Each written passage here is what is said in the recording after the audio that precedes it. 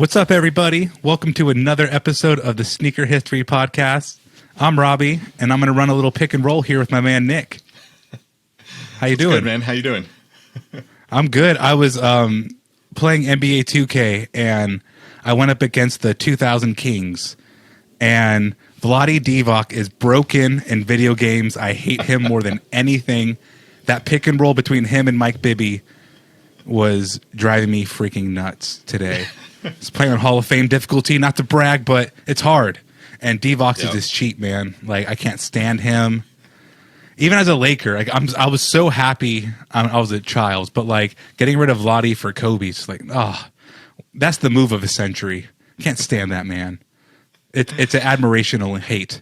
So I guess that makes me Bibby and you're Vlade, or other way around. But that's what we're going for. Pick and roll, 2-man show. Yep. I mean, Vlade is one of those guys that he just did so much in Sacramento that you can't not love him. But also, he opened a club here in like old Sacramento, which is like not like the most poppin' place, especially back then. Mm-hmm. But like the rumor of him smoking cigarettes, like in the tunnel and in the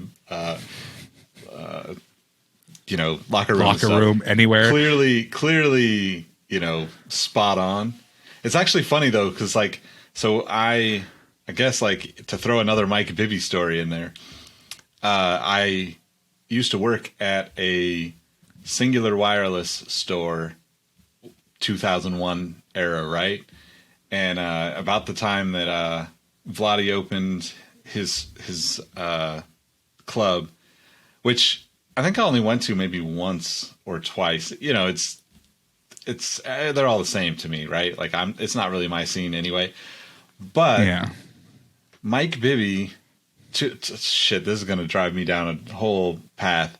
Mike Bibby used to come into the store, and everything was in his mom's name. So you would have, you would like literally, but he would also have like homies on the plans, like. But I remember just like, I can't remember, like, this is probably, I'm probably not even supposed to talk about this stuff anyway. But I just remember always thinking like, it was something like, there was some Team Dime thing in the account, which was like his like kind of like code word, right? Yeah. Which, if you're a fan of Mike Bibby, was like always, like that was his thing forever, right? Like he had all those, I actually have TD. I have a random pair of, I have them in reach, but I have a random pair of like white on white Air Force Ones with the Team Dime logo on them. And, but yeah, it was interesting. And the other interesting thing is when Ron Artest was here in Sacramento, that guy used to come through the McDonald's drive-through. Like I would always, like, not always, but I would typically be at the store fairly early in the morning, before like, let's say it's like 8:30 in the morning, right? Like pre-practice for the Kings. But it was before, when they were at the old Sleep Train, Arco Arena, whatever you want to call it. And dude, Ron Artest would come through like, suburban in the drive-through, music just on blast. But like every time he would pull up to the thing to make an order, you would almost just like, you'd see the window roll down and just smoke billow out. It's like, Ron, all right, get ready for practice. But I love that him era so much. of Kings, though. Like, man, those matchups. Honestly, like, if I could pick, I don't know if it's the same for you, but if I could pick one, like, just like let's just play the same team for 82 games, it would be those 3 or 4 years Lakers Kings were so fun to watch, man. So fun to watch, even though we lost most of the time. But yeah. Nah, that you got a lot in there. We just won the important ones. Yeah. It's just all coincidental that you're wearing full King stuff and we're talking about LeBron, and that does intersect somewhere. So LeBron's first game was against the Sacramento Kings in that arena, Arco Arena. So, and that's our main topic today. So we're not going to go all the way into it, but that's where we're going to progress into. So we're not just talking Kings, well, kind of for no reason, but mostly not for any specific reason, but I'm going to loop it in and make it meaningful. So we're going to talk LeBron samples. We're going to have a good time. But before we dive all the way in, what have you been rocking, Nick? What are you looking to cop? Rockin' and coppin'. What's up? So what did I wear today? I just had like some beater Cortez by the front door today. I don't really know that there's anything that I'm copping because obviously failed miserably on the LeBron 8s, but I will say that there's something that I'm absolutely not going to cop, and that's the Virgil Abloh like Jordan 3 cowboy boot thing that I saw today. I don't know why. I think it's just like the nature of the internet, right? People forget everything that's happened before, or people weren't alive for it. I don't know. But like, I look at that shoe and I'm like, wow, you literally just ripped off Jeremy Scott's like cowboy boots from 8 years ago. But yet, or the they're phone like posit. all over the internet, and it's Louis Vuitton, so people are going to buy it. It's just like, it's just not impressive to me.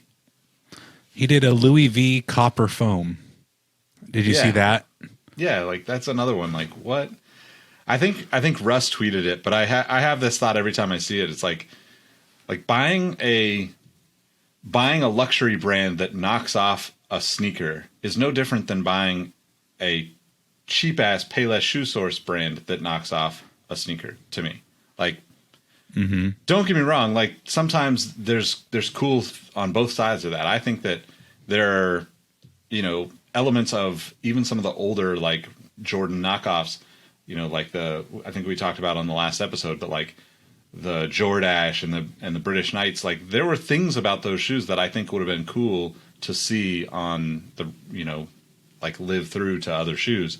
But then you see stuff like that and I'm just like, it's so disappointing because it's like, can you ever create something that's like new and unique and like, or is it just that like the people that want to buy that product only want to buy the same thing as everyone else, but they just want to say that it's worth more than the average person? That's what I assume is the value, the proposition there. Correct. I mean, it's the same reason why someone buys the lowest end Mercedes you can buy versus a decent Toyota. I mean, you're paying about the same sticker price, but you want to say you have a Benz. Or I guess you could even say Hyundai because Hyundai rips off a lot of design cues from other brands. So like it's like buying the cheapest Benz or the cheapest BMW just to say you have the logo, and it's interesting, and I find it even more curious how like you have, let's just use the foam posit as another example. That's an obvious homage to that model, yet we're having the next 10 Virgil shoes released without. So they must be okay, or if not, I don't want to say in cahoots because Nike's not touching what Louis V is doing.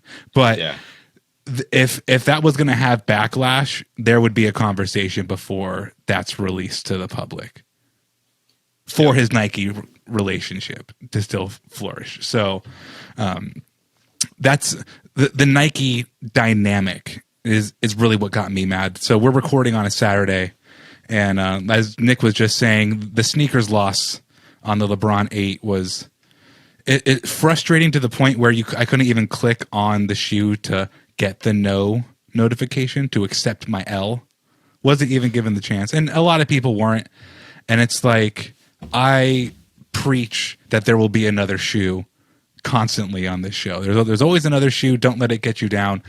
But man, that put me in such a bad mood this morning, not being able to spend $200 on Nikes. When I have to phrase it that way later in the day to like give myself some perspective, like, oh no, you didn't get to spend $200. Poor you. All sarcasm there. But like, it really grinds my gears when like you want a graffiti LeBron that isn't the 17. Like, I want a graffiti LeBron so bad. I love the 8. I heard news of that and I was like, oh snap. Like this has to go down. Like I need this shoe just to like be, droggy at 6:58, waking myself up just to take the L. It ruined my day today. And I was fussy about it. So I purposely wore, there's a reason to that story. I purposely wore my Sean Kemp Kamikaze 2s today. I was like, you know what, man, I can't even with this Nike stuff today. Go give me my Kamikazes.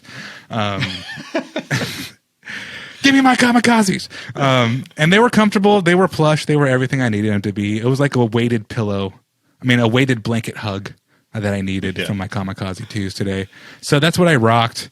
And to not be an abused partner, I'm not going to say I'm looking to cop any Nikes right now. Having just said I was really mad at the process of buying Nikes. So I'm going to keep my same energy for the second episode in a row. Give me those Kermit the Frog Stan Smiths, man. It is so weird. I look at them and I'm like, I want that wallpapered. I want that tiled in my house. And I want it on my shoes. So Kermit the Frog forever and ever. That's what I'm looking at. Yeah, those are dope. I think I'll have to see if I can find them. I think I have the old Superstars that they did like 10 years ago or something, which are pretty wild too. But I was actually surprised. I mean, I wasn't surprised that about the 8s. You know, it's like you almost know this is going to be how it is, right? You know it. We're talking about it.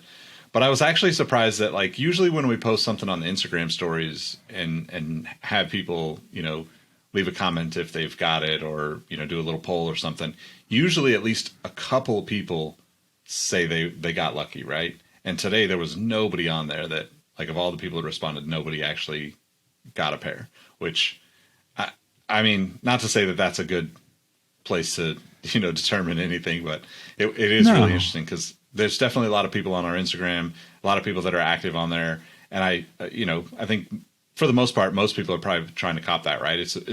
If you're into the graffiti LeBron of any kind, that's a beautiful shoe and you know it's going to be comfortable as hell. So, I mean, yeah. You know who did get a pair? StockX, because like right after I got a notification saying these are now available on StockX for $360. So I mean, it was even more frustrating. So after fees, you're making $150. So I guess you're almost doubling your money. I would say that's the bottom of the barrel worth it price. 150 come up. That's bottom of the barrel. Like, it's funny. I was just talking to somebody about this. I think might have been talking to Drew at Wear Testers about this, about, you know, talking to him about some other stuff over the weekend or, you know, end of last week. And I just don't understand the like game of I'm going to make $15, $20 on this flip, right? Like to me, like it's barely even worth my energy to be frustrated by this. Like, to even try for some of these shoes because I just know I'm not going to get it. And if I really, really want that shoe, I'll just go find a way to get it, you know, somewhere else. And thankfully, like, we've got people in the Discord that look out for us a lot. But like, I have a hard time like thinking about like people that will spend hours and hours or, you know, potentially tons of money to have bots that, you know, sometimes hit, sometimes fail. It's just a weird thing to me because I'm like, man, don't you just value your time? Like, honestly, like a Saturday morning, I just want to chill, eat some breakfast, have some coffee, watch something on TV, watch some YouTube stuff or something, and like not have to think about anything like that. But then, you know, it gets us all riled up, and I see all these people that get riled up, and I'm just like thinking about all the people that you know, also probably paid up front for pre-orders because, you know, people try to scam. Not scam. There are legit people that do pre-orders. But like, if you don't know that person's going to get the shoe, if, you know, it's like, are they going to refund you the money now? So that's just even more salt on the wound of not getting a pair from that sneakers app. I mean, man. To your chillness on a Saturday, that's what I want too. Like mornings, I don't try to purchase something on Saturday morning. Way more relaxing of a Saturday. It's like the flow of the day is way better. On the flip side, when you get a win, it's even better than not opening the app at all. But true, you know, that's a fading satisfaction because you're not going to get a lot of it. So we will quit our belly aching, because we're going to talk about LeBrons for the next like 30 minutes anyway. So like I can hate and be bitchy towards sneakers and be all mad, but like realistically, the second they have a notification for another LeBron, I'm going to be trying to buy. And that's a psychological, like we need to have that's the real guest we need, a psychiatrist on this show. We need to have a certified professional, maybe with some shoe interest, maybe without shoe interest, just to like talk to us and get to the root problems that we're all experiencing. So, yep. If you're a clinical psychiatrist, come hop and you listen, and you don't charge for hours, come on in. Come on, it'll be fun. Oh man, yeah, man. Well, we didn't get any new reviews to read, so I guess I'm just gonna throw it out there. Like, hey, we need some reviews to read. We got a whole segment of the show we're missing. We need some help out there. But also, if you haven't argued about which cinnamon candy, or if you're one of those weird. No offense to anybody in the Discord that said licorice, but I just find licorice weird. It's okay though. I like weird shit too, so I'm not judging you, but let us know your favorite candy, cinnamon candy, hot tamales. So you just are 100% against all 100% cinnamon candy. Not playing the game. Man. I mean, I'll eat them, but I'm never seeking them. I'm never like, hey, can you pass me those? If I'm sitting in somebody's living room and they have a little glass jar pre-COVID, okay. I'm going to put my hand in the jar and I'm going to eat a couple as I'm bored sitting there. I'm not going to look for them. Yeah. I can respect that. I was thinking like you didn't want to, like you were just grossed out by it, you know, because like the analogy that you used on the last episode was a little intense. You were like the toothpaste and stuff, which I totally relate to because, you know, like when like, you know, my nephews or niece or something where it's like you're visiting family pre-COVID and it's like, oh, they've got this like, I don't know, like frozen, you know, toothpaste or, you know, some other crazy collaborative toothpaste. And you're like, is this actually toothpaste or is it literally just like strawberry puree and sugar? Like, it's like so sweet. How is raspberry blueberry making my teeth clean? Yeah, exactly. Reviews are sweet. So leave us some. That's all I got to say on the topic because then we don't have to awkwardly dance around this little topic right now, filling up time. But let's just go ahead. I mean, I don't have any real like cool, fresh news in sneakers. Like, I don't. Do you have any cool, fresh news in sneakers before we dive into LeBron's? I know the Carmines are dropping. That's actually no. Here's one. So the YEEZY 700 Boost, the Sun colorway, released for the first time at its lower price point at $240 instead of $300. I know you didn't buy this shoe, but listeners, did the $60 price decrease change your mind on this model? Did you cop them? I didn't get this colorway, but I own a pair of 700 Boosts. And I can vehemently scream out into the wilderness, these are comfortable shoes, because they are. Like, the 700 Boost is an amazing shoe. Like, it feels fantastic. Of all the hype things you can buy, I must admit that like it feels good like an all-day shoe. Like, you can wear that all day. But let's say a different colorway release, Nick, that caught your eye. Are you a buyer now at $240 instead of $300, or still no dice? I mean, I think that's closer to reasonable. Like, it's funny because like I like the 700. Like, that original Wave Runner colorway to me is spot on. Like, it's one of those, you know, it's a shoe that I would for sure wear. Like, it's a style that even pre Kanye or not connected to Kanye at all, like I would totally rock that shoe. But $240 is still pretty expensive for that type of shoe, in my opinion, right? Like, I look at that shoe and I think, okay, like, you know, some sort of like, you know, 90s, early 2000s runner, right? Before it gets into the crazy materials or, you know, crazy Boeing cushioning or anything like that for Adidas, that shoe shouldn't be more than like $150 to me. You know, I could see it being a Kanye thing and the hyped up stuff, like maybe get to 200. But to me, like 200 for that shoe is probably about as high as I think it's worth. Maybe if there's, you know, like that's one of those shoes that I'm never going to pay full price for. I'm probably not going to ever buy a Kanye shoe at this point, but I think like that's a shoe that I'd buy, lightly worn or something like that, where, you could probably find one worn a few times where somebody was like, oh, I thought I was going to resell it, and then I wore it, and then StockX rejected it because I actually wore it, and then now I've got to sell it on the on the Instagrams for 140. So sure, anybody that's got a size 13, 140, I'll take a pair. I just had a really cool phrase come to mind. So there's a premium on that shoe. That's why it's so expensive, and it's Kanye. So it's a yeemium. Got that yeemium. But I mean, I totally get what you're saying. The overlays and the way it's structured definitely screams 90s. But of all the 90s dad shoes, this is, I think, the creme de la creme. I mean, Nike tried like a Monarch 2.0 type thing with like a hard heel on it. That was dumb.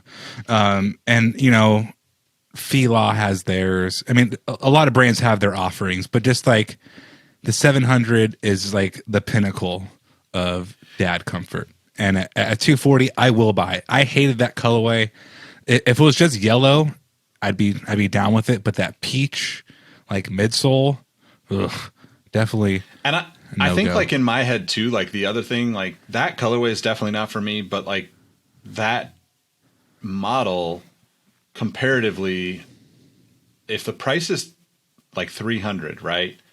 I'm a big New Balance fan anyway. Like I would just buy another pair of 997s or 998s, even like some of the 990s and the, the various 992s and that kind of stuff, where it's like you're buying the same quality and comfort level. Like I don't need it to be a Yeezy shoe to spend, an extra $60.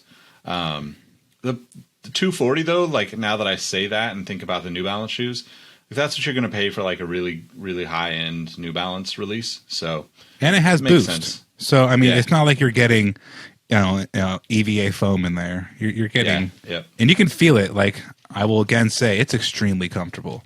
So listeners, did you buy the Sun colorway of the 700 Boost? Are you interested in any other ones at this new price point? Let us know. Possibly leave us a comment. That would really remedy our last problem. But I have another random question for you. I'm just going to ask Nick random questions for some news. Let's do it. So I've been going back and forth on this Shadow 2.0, this Jordan 1 OG high. It's shadow gray. They're calling it the Shadow 2.0 because we have no creativity on Earth. So I've been like literally going back and forth. I have the OG Shadows. I have a lot of ones. And I've been asking, do I need a 2.0 Shadow? And I'm saying no. I know this is kind of up your, wheelhouse too in terms of colorway. It's gorgeous. Are you interested in a 2.0 version? I mean, this has been the couple. There is the bread toe. Like, are you interested in these 2.0 takes of OG colorways? So I'm not like against them. With this particular one, the Shadow, the 2009 release of the Shadow had like that almost like soft, buttery, like kind of suede gray on the heel and swoosh and toe box. If I was going to buy any Shadow Jordan 1 at this point, that would be the one I'd buy. I had it, but it was in a size 12. And I ended up getting rid of it because it just like hurt my feet to wear it. This is like years ago, but that would be the one that I would love to be able to get another one of, because I like the colorway a lot. It's simple. It's like, you could wear it all day, right? But I like the difference in the materials on that shoe, the on the 2009 release. Not that the other one is bad. It's just that I have plenty of leather Jordan 1s. I don't need another one that just like that has different colors, right? Like I'd rather have something that's a little bit different, like think of like even like the Aleli Mays, right? Like I have those. If I'm going to wear a Jordan 1 in those colors, I'd rather wear that shoe than, the plain kind of. I think it's cool that they're flipping things, because honestly, it allows people to get something that, it's kind of like the shatter backboards, right? Like that shoe, I understand why they kind of hammer on a colorway, because at the end of the day, it's almost like the graffiti, right? a lot of people were not into LeBrons when the LeBron 4 came out in the graffiti colorway. A lot of people, even people that are probably listening to this, might not remember that shoe as a significant enough shoe to kind of keep in mind. But then fast forward, once you get years away, it's been 4 years since the Shadows, I think, maybe 5 now. That gives new people a chance to get involved into the sneaker thing. So I appreciate it for that, but it's just not a colorway for me. I think it was 2017, but I have to say this about the 09s. The materials on that is like petting the belly of a young calf. It's so soft. It feels so good. Honestly, I think if you looked at all the Jordan 1 releases, the only pair that I've ever had pre-shattered backboard that I thought was like just mind-blowingly nice was that release. Mm-hmm. All the rest they're good ones. Like the 94s were really nice.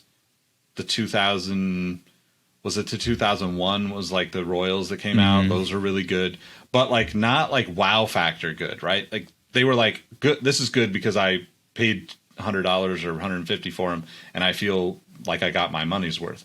Those 2009 Shadow Grays were like holy shit, kind of wow factor for me. Shout out to Reginald Ward that told me to buy him back in the day. I don't know if I'm still following him on Instagram, but I don't know if he listens to the podcast. But Reggie is one of those dudes that has been around for a long time in the sneaker game. It's got quite a little stronghold on his collection and knowledge down there in Louisiana. So I have my last question for you. This is a yes or no. The Jordan 5 is releasing in a low top version for Chinese New Year with like tearaway materials. We've seen Air Force Ones with this. We saw the Reebok Question Halloween version, which is rip away. The Stranger Things collection from like a year or so ago had burn away materials. Do you like shoes that have materials underneath materials? I don't think it's a selling point for me. I like a lot of the shoes that have had that. Mm-hmm. So yes, would be my short answer, but it's not something that I'm going to go after because of that. Like the original one that I remember seeing that on was like the Clot Air Force One from the One World pack. And that was like that satin red with like the, burn away that had like the black undertones and stuff like that. To me, that stuff always is cool, but like I also kind of hate it because I'm the type of person that would buy two pairs, one to tear away and one to keep normal. So I also don't like them at the same time, I guess is my answer. It is not. Yes, I like them, but no, don't do that to me, Nike. I already have too much of an expensive habit. It's a selling point for sure, but not one that brings me in. I think it's dumb. Basically because I am like anal when it comes to like, if a shoe needs to be clean, it needs to be clean. If a shoe is designed to be beat up, it does that. So like a Jordan 5 low, I really don't want to mess up. So like I don't want to cut and have the fray. Drives me nuts. But every time I see a shoe release with that gimmick, let's just call it a gimmick, I'm always curious who goes, yeah, I need that. I think that's a good point, though. You mentioned like the fray, right? Like the fray is the part that I don't like about the tearaway stuff. Think of like the, like the Jordan 1 SBs, right? The white and black pairs that swapped to the other color as they wore and got scuffed up. That to me is way cooler than the material just ripping away. I agree, but still not my thing. I was looking into like LeBron samples for our main topic, and I found my own article about LeBron samples. So makes life a lot easier. That's a dead giveaway what we're going to be talking about. We're going to go through from like LeBron 1. I guess we'll go all the way to current day, right? We'll see if we can get there. Yeah, right? That's a lot of shoes. I don't know if we need to get, yeah. Yeah. I don't know maybe not all that far, gritty, but we have a good amount here. And if you want to read the article I'm talking about, I wrote it for Moderate Notoriety back in 2019. LeBron's hottest sample sneakers. So I honestly gave myself a top 10, and it's not like cheating because I wrote it. So Ultimately, it's my list. So we're going to go in like chronological order, unless Nick's typing up. I hear some clickety click. I don't know if he's in a. No, I was just trying to pull up your list. Okay, cool. I mean, dang. So I'm going to throw some other shoes. We're going to throw some other shoes in here along with this list, but we're going to use this as an outline. And as Nick clickety clicks, I'm going to start off with a shoe you probably wouldn't think to hear when you think, give me that LeBron sample. And it's the LeBron 12 Grammys. So every year the Grammys happen, duh.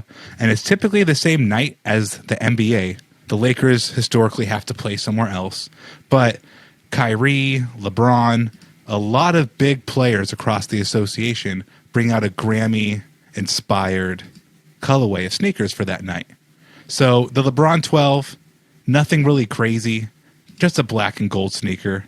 But it calls back to like the Watch the Thrones, and black and gold is always just a powerful colorway. And the fact that the LeBron 12 released in so many weird colorways, it's good to see one that's just super clean. And this LeBron 12 gives you that. Black and gold with the black swoosh. Simple, but a sample, so we couldn't have it. I would love to see that shoe release.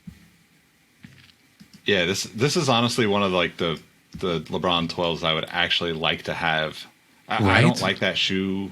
Almost like you said, I think all the colorways that they did were too over the top for me. And the ones that weren't over the top just weren't the right color combos for me. Like the red and white pair, I forget what that one was, but like Heart of a Lion. I feel like that shoe on that color on most LeBrons should look really good. And for some reason to me, it just didn't work on the 12, but I'm just not, I guess I'm just not a big fan of the 12. I think too, like I was just such a fan of the 11, which I should just pull this here.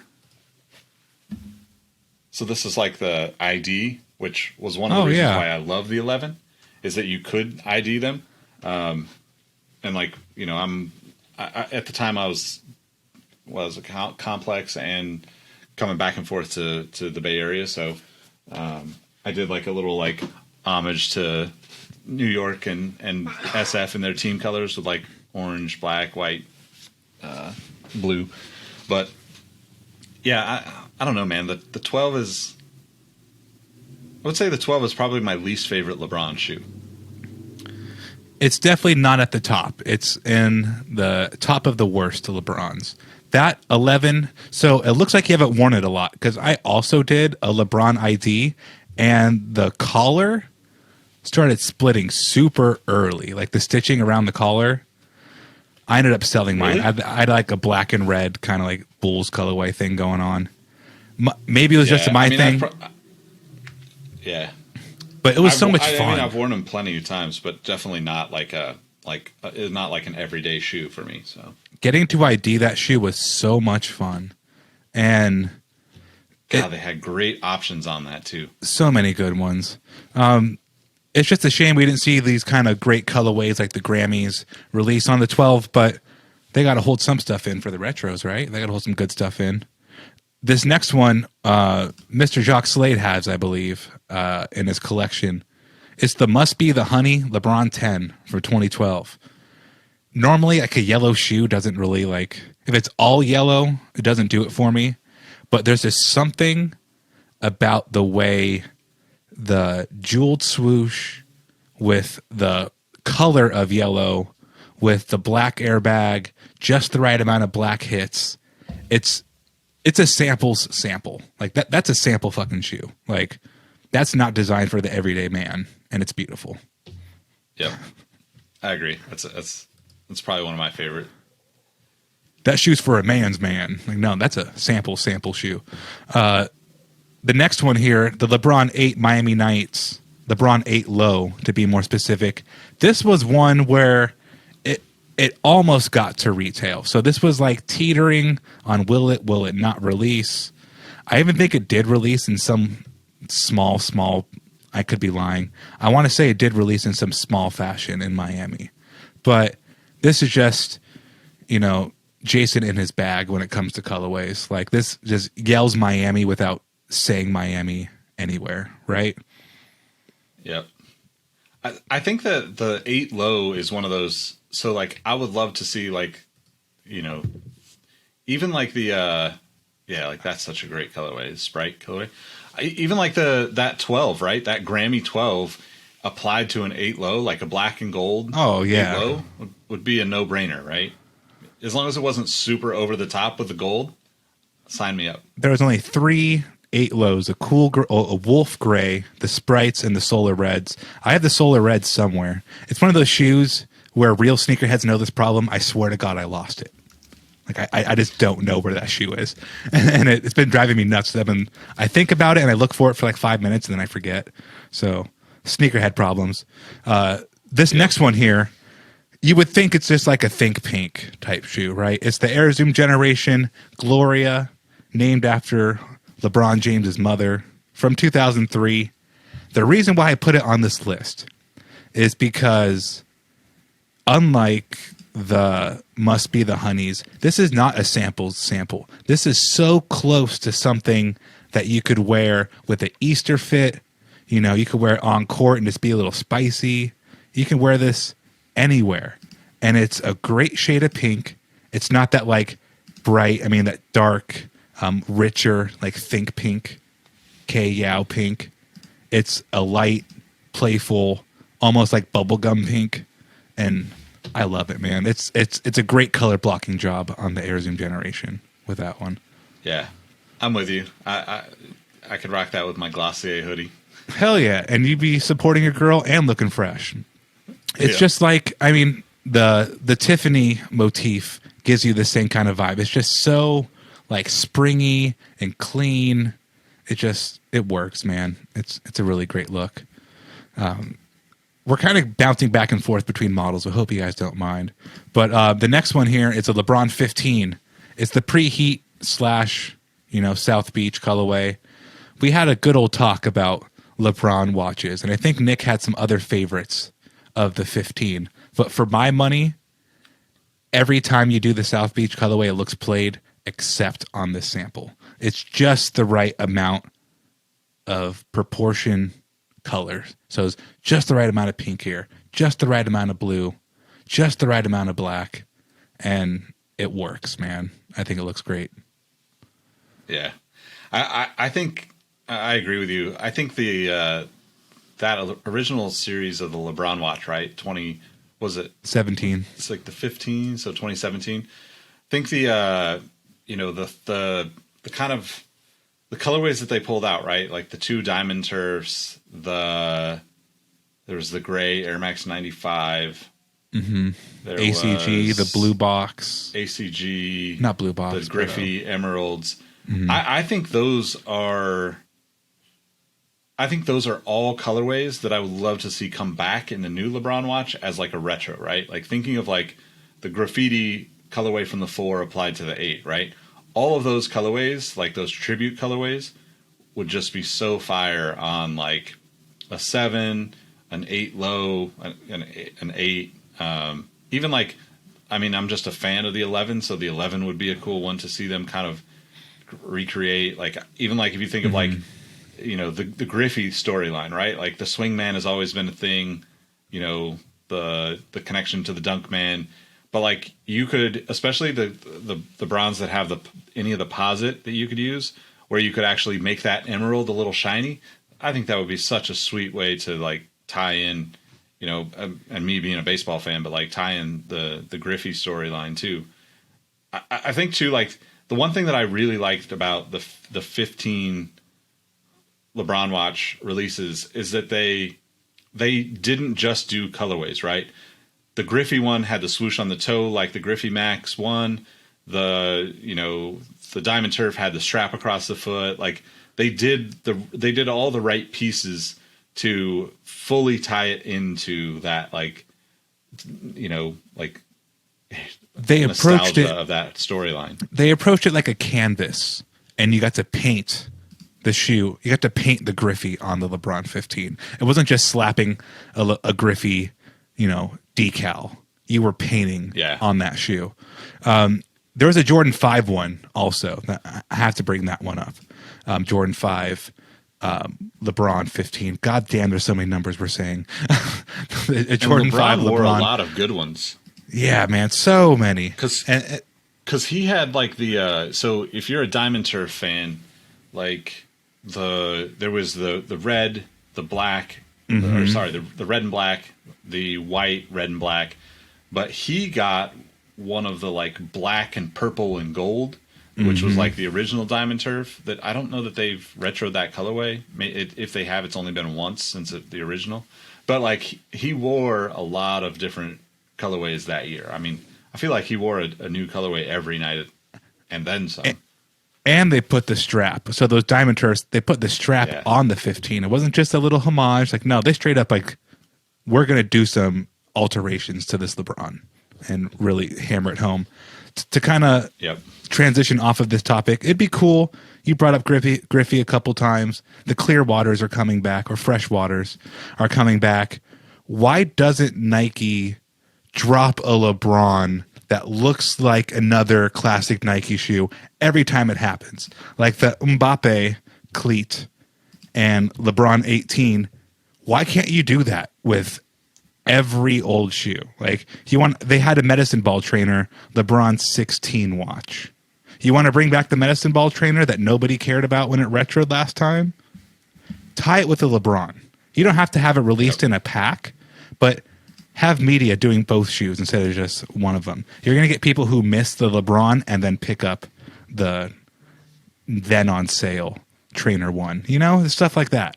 Like you can do so many fun things, and we've already seen it. We've seen all these samples. We know you have the ability to hit it out of the park. So that'd be awesome. This next one is awesome and not awesome. It's awesome because it's the Watch the Throne LeBron 9 from 2011. It's not awesome because it didn't even get mentioned on the LeBron watch. They went with the gold pair, which is great. It's fine. It's fine. And the grand world of samples, it's very low on my personal ranking. But the black pair is a creature with all on its own. Like you can't touch the black Watch the Throne LeBron 9s in my book. That shoe's flawless. Yeah, that shoe is dope. The lacing. That's again like another testament to like the black and gold color combo, right? Like if you do it in a tasteful way, you can't go wrong.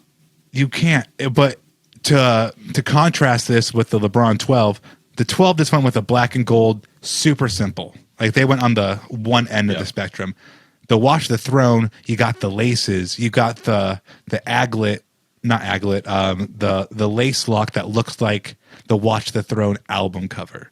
Like, so there was accoutrement to that colorway that really just put it into another stratosphere. Because you see, like, I want to say like the black and gold Jordan 1 OG highs that released pretty recently. That's too boring, man. That's just like, that's playing in the middle. You either have to go super traditional black and gold or just slap that thing with the crazy stick. And the LeBron 9 got the crazy stick, and it looks so good. He's worn it a couple times. There's pictures of LeBron in the shoe, and just, it gets my blood boiling. It looks so good. Oh. Yep. Why we didn't get it? Whatever. This next one here, I'm gonna put another LeBron 2 in with this one. So I have the 2004 LeBron 2 Oregon Duck colorway. Pick your poison. I went with the white and green. That candy green is beautiful. But I'm also going to throw the Chamber of Fear LeBron 2 into this mix. So if you had a choice between the Oregon Duck, the white and green, or the white and, I guess it's kind of like burgundy red, the white and red Chamber of Fear.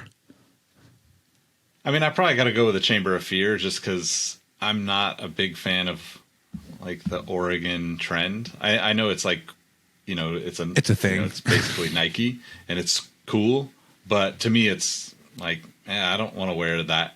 I was never a fan of anybody, you know, at that school necessarily. So like, I don't really have a reason to cheer for them or whatever. So I'm still kind of like, almost like to a fault loyal to my sports teams and my local spots. But and even when I lived in Oregon, I was an Oregon State fan. So I have a bunch of Oregon State a bunch of pictures of me as a kid when I was wearing Oregon State gear, so it'd be kind of weird. That'd be blasphemous. I will say that like that colorway though, the white version of the Oregon is probably one of my favorites, and I think probably because like one of my favorites that I actually brought out is the whole like more than a game line, and I think that's like the simpleness of white and green is, you know, like I can see a connection there between these and the Oregon 2s. But it's one of those things where I just like to see them mix it up. The one thing I love about the more than a game stuff was that there was this one, there's a collectability nature of it, even if it's crazy to think you're going to collect all 8 or 10 or whatever it was. But like on the flip side of that, I also love that like specific areas are getting acknowledged, right? Like, you know, obviously with LeBron, you see a lot of Akron shoes, but like, I think it would be dope for them to take that whole concept and say, what else could we do to drive this further to more localized things, right? Even if it's just slapping it on the airbag, like which most of the, you know, more than a game LeBron 7s were, it really is like a, you know, it connects people in a way that they would otherwise never care, right? Like you got to figure like, especially with the more than a games, right? You have, I mean, Akron's an easy one, but like, let's say you have like mine are the Paris joints, right? So like if I'm from France, right, this is the first time that I really have anything LeBron related that is connected to me, my country, my city, whatever. And I think that's such a huge missed opportunity for all the brands to do more of that kind of stuff. Adidas, I will say, does pretty well with some of their runners, but it's all primarily like European or like New York and LA. There's not a whole lot of outside of those kind of, you know, general markets that they already know they're successful in. But all right, end rant there. No, I mean, it's a good rant. To kind of turn it back around, LeBron does a lot of like Ohio State stuff too, obviously, because Ohio. Do you prefer the Ohio State stuff over the Oregon Duck stuff, or is it this the same Definitely. to you? It's a wash.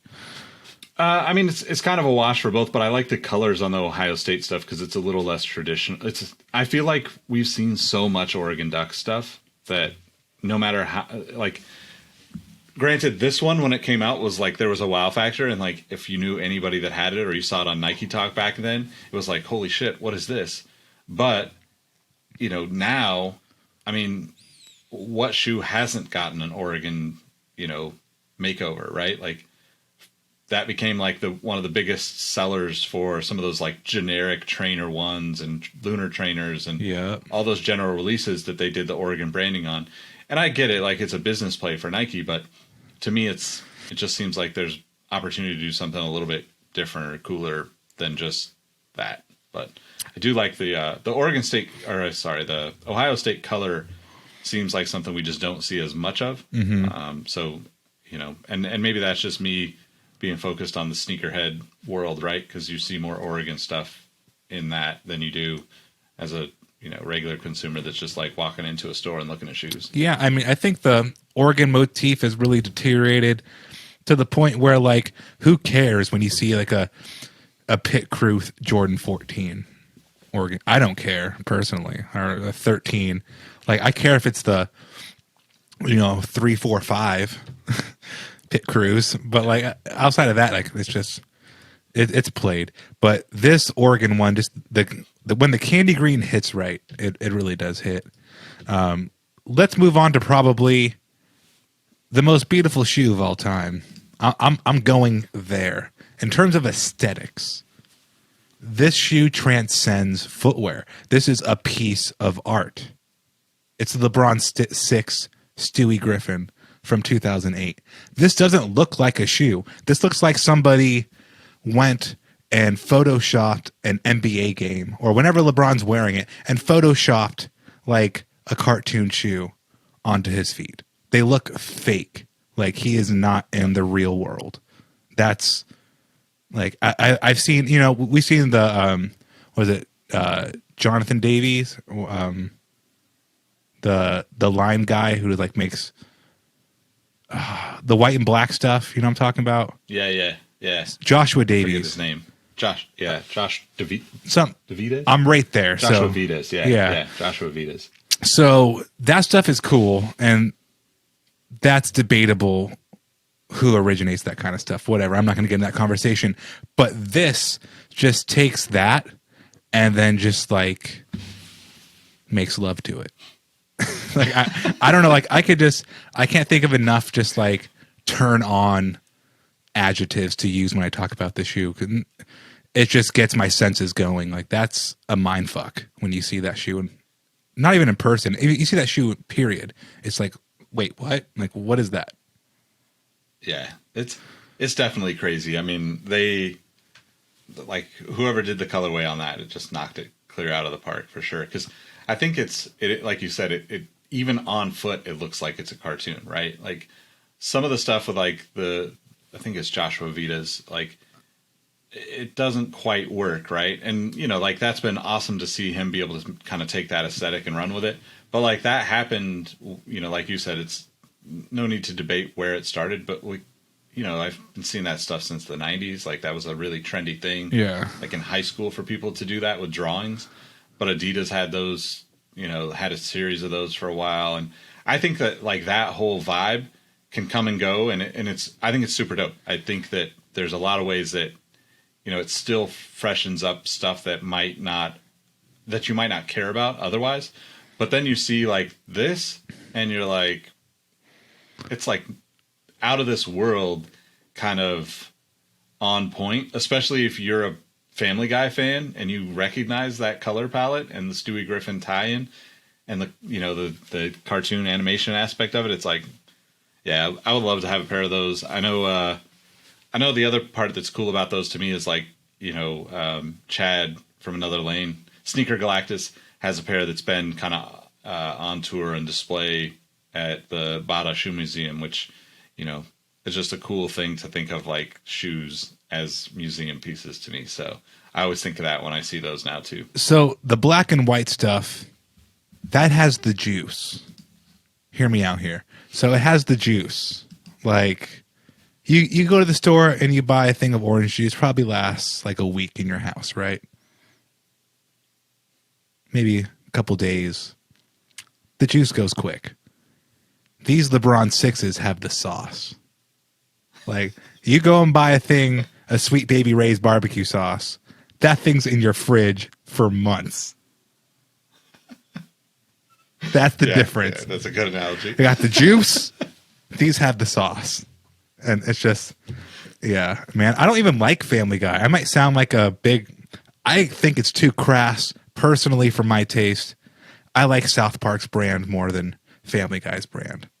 I don't care about Stewie Griffin all that much, but just, damn, like, I've never, and I still haven't seen anything that looks that augmented, right? Like, augmented reality is really big. Like, to this day, I've never seen anything that looks like that.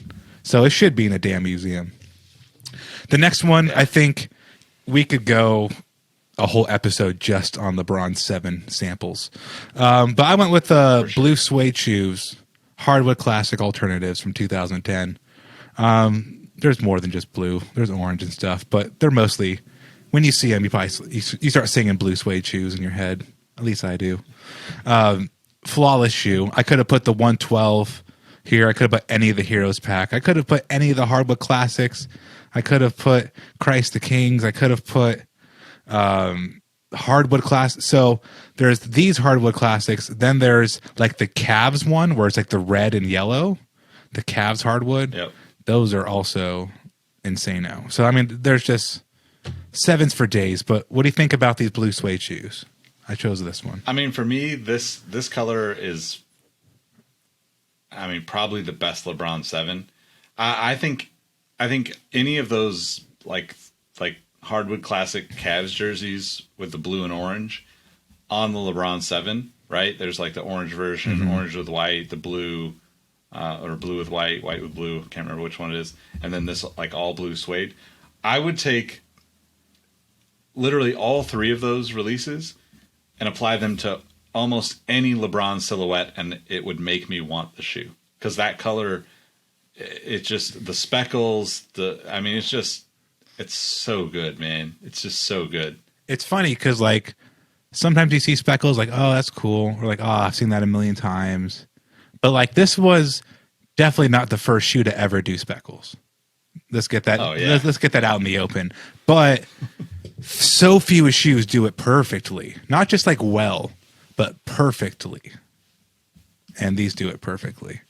That's the thing about all these. So like even we'll harp back to the LeBron 12. That's not a great model, but when it's done perfectly with colors, it can make anything look good. Now the last shoe here, you brought up graffitis earlier. It's coming full circle. I'm going with the alternative graffitis, the one he wore in the All-Star game in Las Vegas in 2006.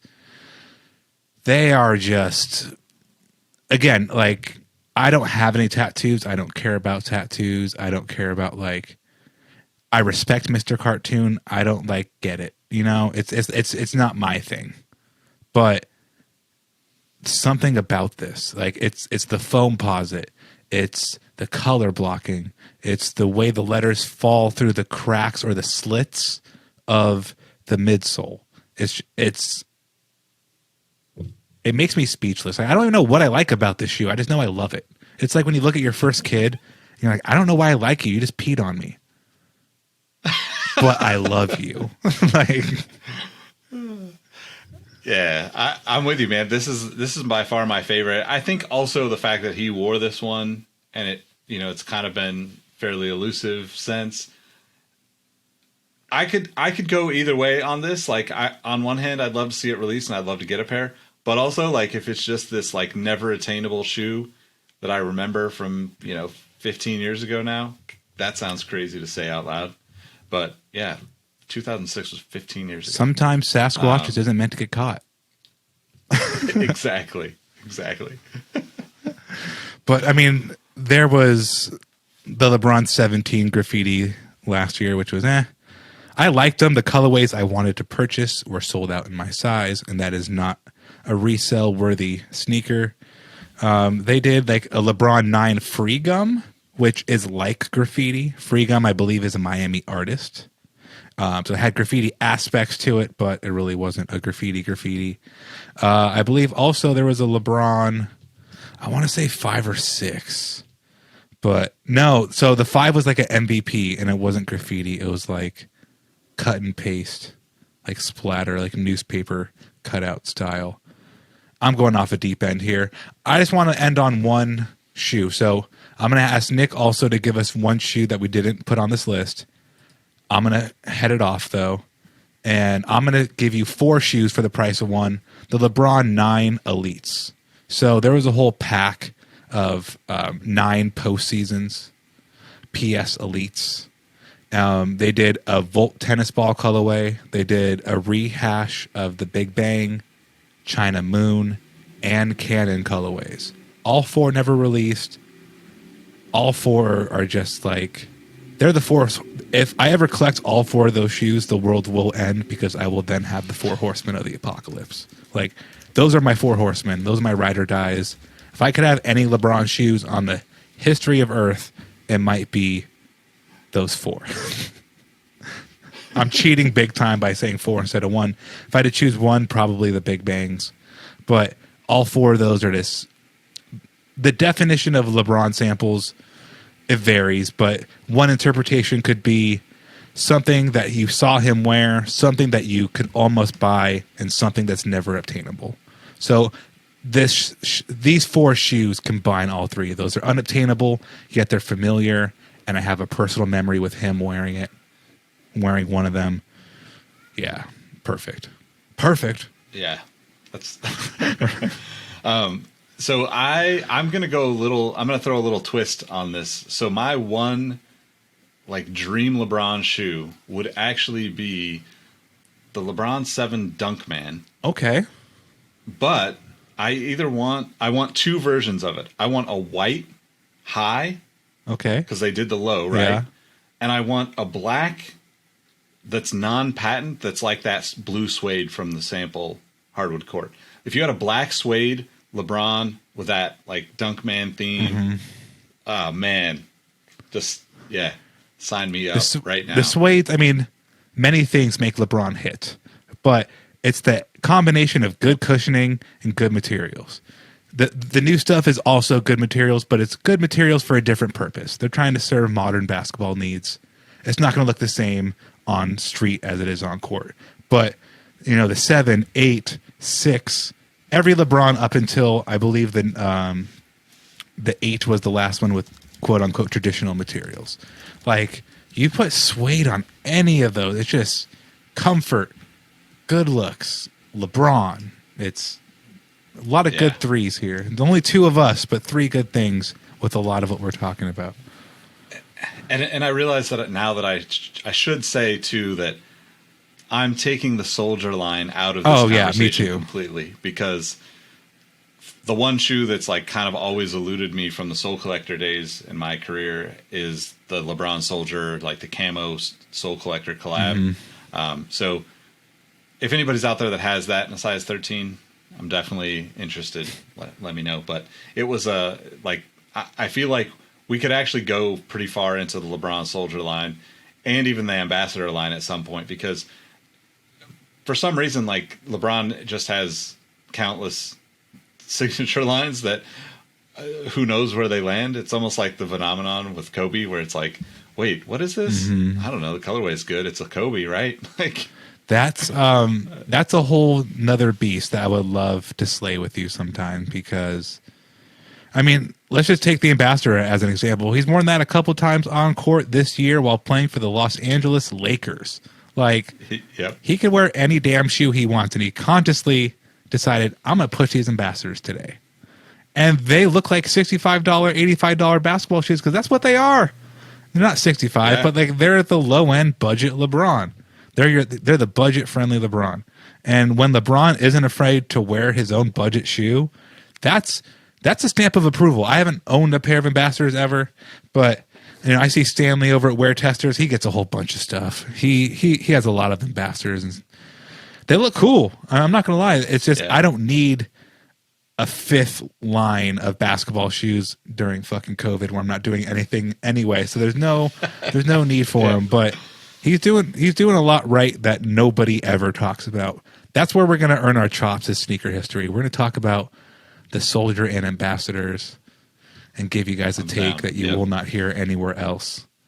But yeah, we should definitely do that. I think that's about it for us, though. I'm gonna flip the tables on you. Nick, where can they find you? At Nick Engvall on all platforms. Yeah, that's it. You can find me in the streets, but more importantly, make sure you're following Sneaker History. If you're watching this and you're still watching it, please go down to the like and subscribe button. Click both of those. That'd be really cool. If you're listening purely audio, maybe think about joining our Patreon. There's a lot of good options for you here in the Sneaker History family. So come on in. Definitely. Bet. All right. Thanks, everybody. Have a good day.